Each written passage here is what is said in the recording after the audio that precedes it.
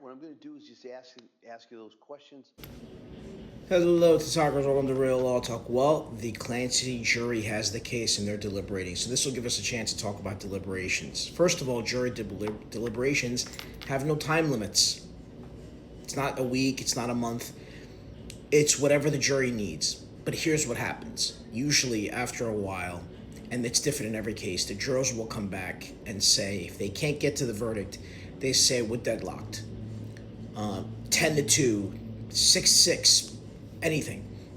And they'll go tell the judge that. The judge will then give them what's called an Allen charge. He'll say, look, I don't have any reason to believe that another jury would not come to a conclusion faster. So please keep deliberating. And this will happen once or twice until ultimately, if the jury keeps insisting that they are deadlocked, then the judge will have to grant a mistrial, and the trial will have to be done again, which is a great expense for the state, for the defense.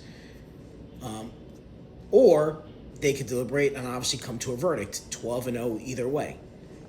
But the hardest part about this case is going to be the fact that they have to dig through conflicting expert testimony, and because they're not experts themselves in this area.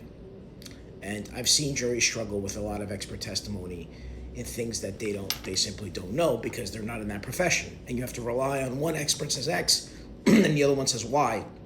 It's a very difficult thing to do. I expect this deliberation to go on for a while, probably at least a couple of days, because of the issues involved. And that's Real Law Talk.